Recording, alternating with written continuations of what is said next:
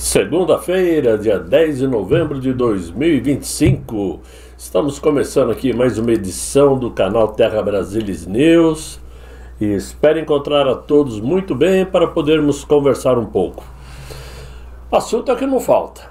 Agora, infelizmente para nós que perseguimos a justiça e procuramos encontrá-la a todo custo, ou seja, para nós conservadores, claro que a batalha é diária, temos que matar um leão a cada dia para termos ainda aquela expectativa de melhorar as coisas, principalmente com relação à nossa governança. Tudo que nós desejamos, pura e simplesmente, nada mais é do que um governo honesto, um governo decente, um governo que olha para a população brasileira, né? E, portanto, uma governança administrada por Jair Messias Bolsonaro. Isso é o que nós esperamos, sempre.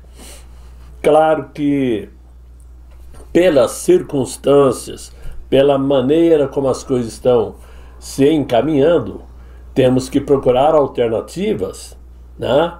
E essas alternativas, em grande maioria, está dentro da própria família Bolsonaro, né? Temos nomes aí que teria sim condições de administrar esse país de forma honesta e decente, como esperamos. Por quê? Mesmo diante das divisões recentes, principalmente aí na direita catarinense, que começou esse bate-boca tremendo a semana passada, mesmo assim a família Bolsonaro continua ocupando o topo de influência digital no estado e no resto do Brasil também. Muita gente estava pensando que era somente em Santa Catarina, como saiu nas manchetes de jornais. Não, é no Brasil inteiro, né?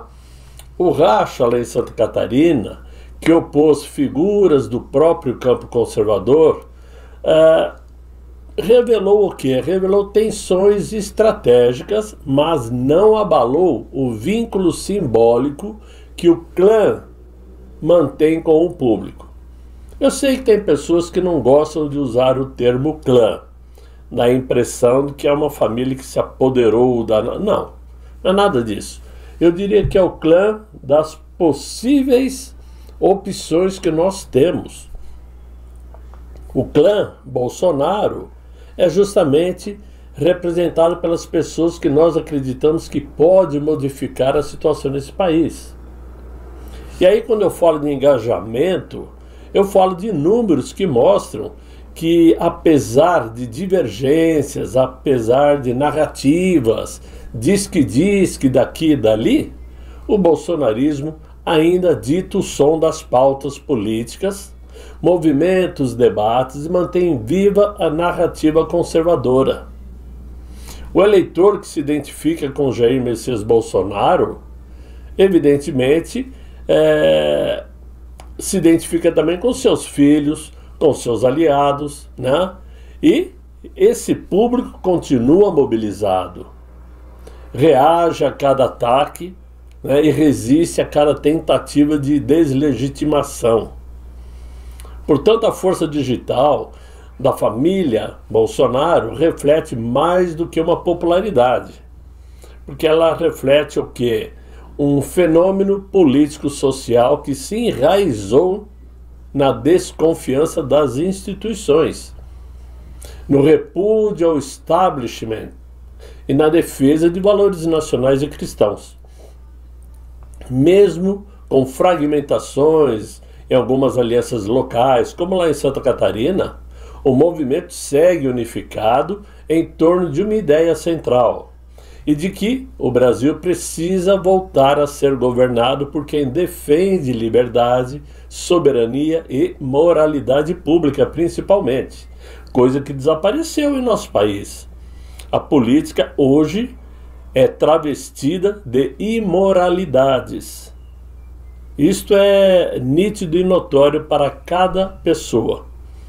Agora, o racha em Santa Catarina pode ter criado ruídos momentâneos, mas não desmontou a engrenagem digital que sustenta o bolsonarismo. No campo das redes, onde se trava hoje a principal batalha política, a família Bolsonaro continua sendo a voz que compartilha ideias que têm a ver com os conservadores, né? E são as ideias mais compartilhadas e temidas do Brasil, que o sistema não gosta desta ideia de que Bolsonaro se transformou em ideia. Essa ideia que se transformou em ideia, né? Não era bem isso que eu queria dizer, mas acabou acontecendo. Mas é o que acontece. Bolsonaro já não é mais a pessoa física, é a ideia. É o tipo de política, o tipo de engajamento, a forma como se faz um estilo político.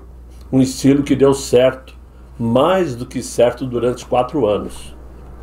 Mesmo assim, diante de tantas informações que em sua grande maioria serve somente para deslegitimar a família Bolsonaro, surge agora uma nova expectativa, que é a possível escolha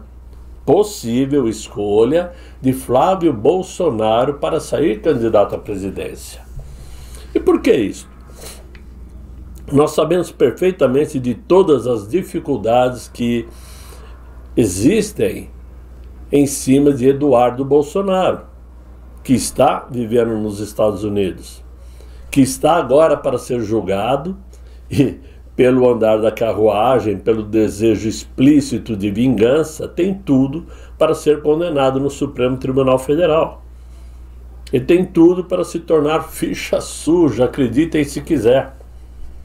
Porque a Suprema Corte funciona dessa maneira. Tudo contra a família Bolsonaro e seus aliados e tudo a favor ao sistema, ao governo que aí está. Na falta de Eduardo Bolsonaro, teríamos quem? Michele. Mas o próprio Jair Messias Bolsonaro já havia repetido, inclusive, que não queria que ela entrasse numa disputa presidencial, porque ele sabe como as coisas são lá dentro. Prefere que ela saia candidata a senadora, porque vai ganhar com os pés nas costas. Simples assim. Então, Bolsonaro imaginou o quê? A princípio, Flávio, senador, Eduardo, senador por São Paulo, Carlos, senador por Santa Catarina, Michele, senadora pelo Distrito Federal.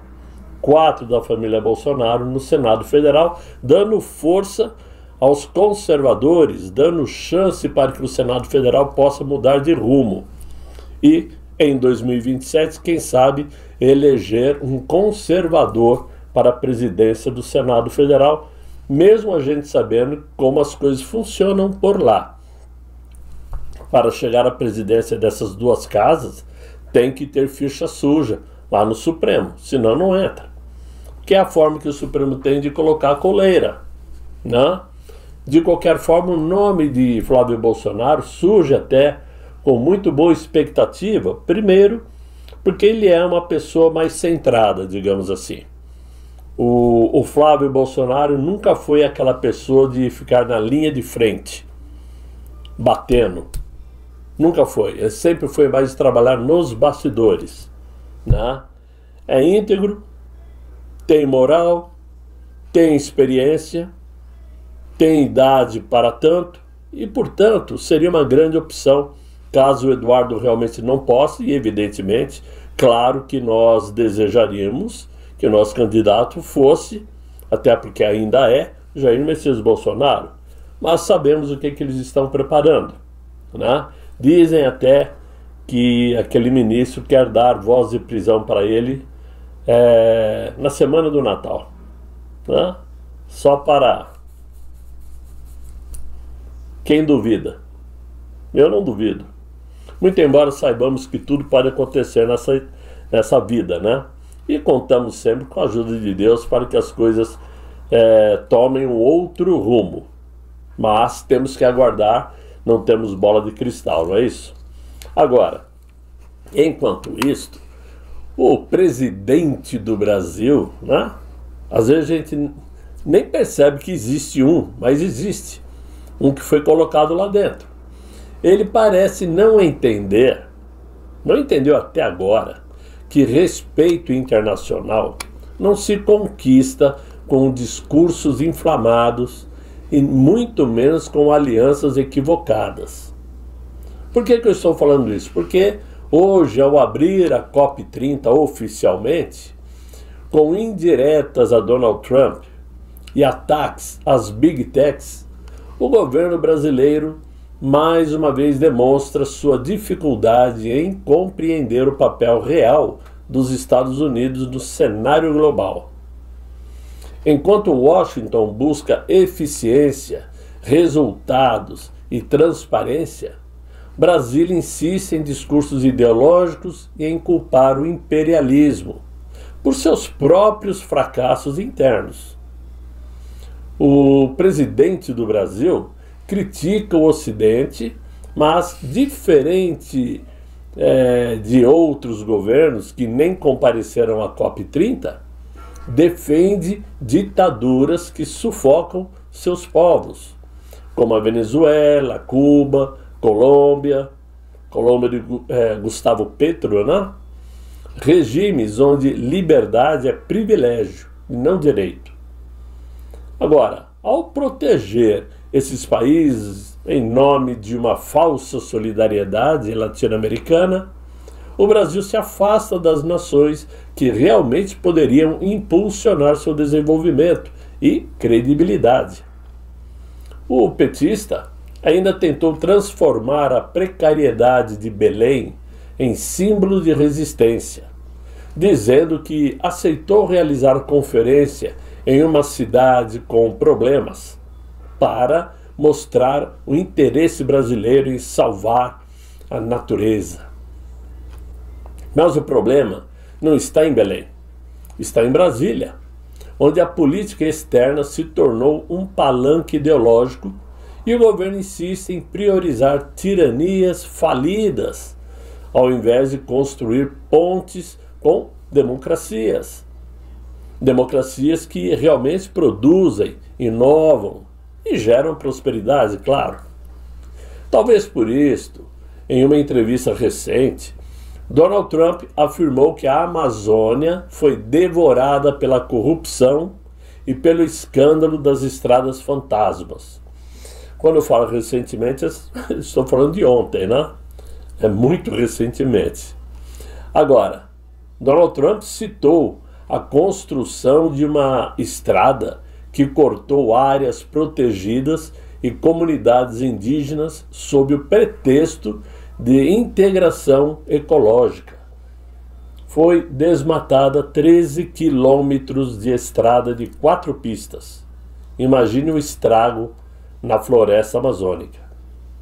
O caso, segundo Donald Trump, tornou-se um escândalo internacional, uma referência direta à política ambiental brasileira, que vende discursos de entrega e destruição. Trump, que tem feito da América do Sul uma das prioridades de sua nova estratégia geopolítica, não poupou críticas. Afirmou que a floresta virou moeda de troca para acordos políticos que o Brasil, inclusive, também perdeu o controle. Perdeu totalmente o controle sobre o próprio território. Disse que o ambientalismo de palanque virou um negócio de gabinete. A fala de Donald Trump caiu como uma bomba diplomática, especialmente por vir do chefe de Estado da maior potência do planeta.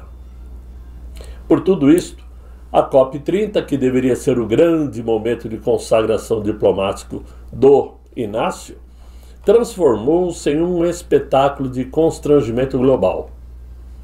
O palco escolhido em Belém foi vendido como símbolo da floresta viva, mas o que se viu foi uma conferência esvaziada e ignorada por aliados e ridicularizadas pelos grandes líderes internacionais. Pelo que se viu e pelo que estamos vendo, né? Porque começou hoje a COP. Países do BRICS, bloco do Mercosul, e até parceiros de costume simplesmente não apareceram para o evento. O evento, que prometia ser histórico, acabou exposto como uma vitrine de vaidades e hipocrisia ambiental. Nem China, nem Índia, nem África do Sul enviaram representantes de peso. O próprio bloco que o Inácio tanto exalta como alternativa do imperialismo ocidental tratou a conferência como irrelevante. No Mercosul, o desinteresse foi total. Nenhum chefe de Estado apareceu. Nenhum. E isto por conta do efeito Trump. Tenho certeza disto. Né? Pior, que essas ausências ecoaram como uma mensagem clara. O Brasil perdeu sua influência diplomática. O discurso de liderança verde do Inácio não convence nem seus parceiros de conveniência, e menos ainda os países que, de fato, movem a economia mundial.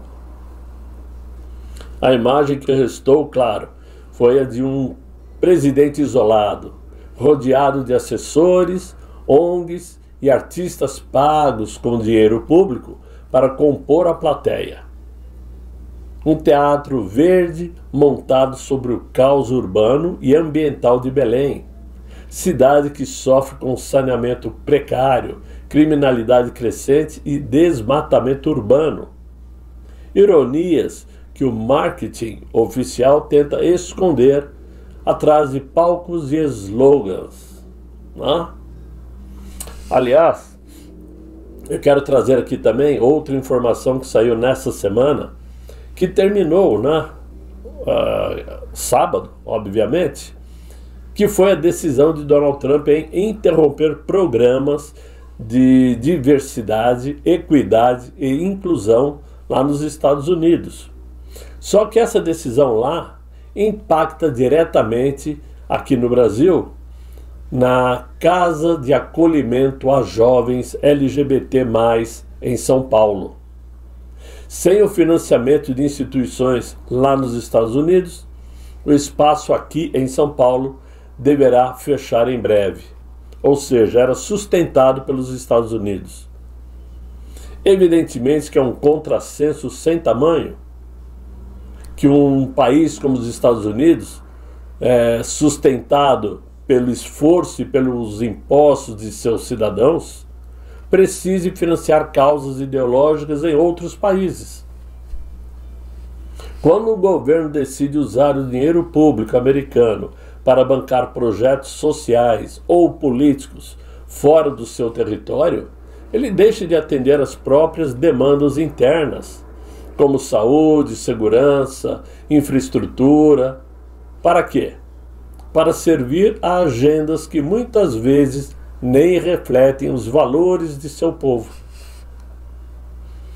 A Casa do Acolhimento em São Paulo expõe justamente esta incoerência, porque o contribuinte norte-americano deve custear programas ideológicos internos e não fora do território americano. A decisão do presidente Trump de encerrar esses programas de diversidade, equidade e inclusão é, antes de tudo, um gesto de soberania fiscal e de coerência moral. Devolver aos Estados Unidos o papel de cuidar de seus próprios cidadãos. Porque durante décadas, Washington financiou discursos progressistas pelo mundo sob o pretexto de ajuda humanitária, quando na verdade estava bancando um globalismo que só drenava seus cofres. O resultado é visível. Os Estados Unidos pagavam o piano, enquanto os outros países dançavam ao som que mais lhe convinham. A interrupção desse ciclo não é falta de empatia, é o, digamos assim, início de um realinhamento lógico. Cada nação deve ser responsável pelas causas que escolhe sustentar. Quer criar uma causa ideológica? Que sustente então. mas não ficar esperando que outros países o façam, né? Ou seja, é uma mudança nítida e óbvia que Donald Trump está fazendo com relação a esses tipos de assistencialismo a outros países, baseado em ideologias, todos eles praticamente montados no governo de Barack Obama e Joe Biden. E, obviamente, para o americano, é um alívio saber que o dinheiro de seus impostos não está sendo usado de maneira que vai na contramão dos interesses americanos, né? É isso que o Inácio tem que entender, que com os Estados Unidos você não pode brincar, porque você só tem a perder. Existem muitos financiamentos americanos dentro do Brasil sem ser esses. E qualquer palavra mal colocada pode, sim, atrapalhar e muito os interesses brasileiros, né? Então, era isso que eu tinha para vocês nesse vídeo. E eu espero que vocês tenham gostado. Se gostaram, deixem os likes, se inscrevam no canal, chamem seus amigos para me acompanhar aqui no Terra Brasilis News. E eu espero encontrá-los amanhã com um novo vídeo, se Deus quiser, e Ele há de querer. Fiquem bem, fiquem com Deus. Tchau, tchau.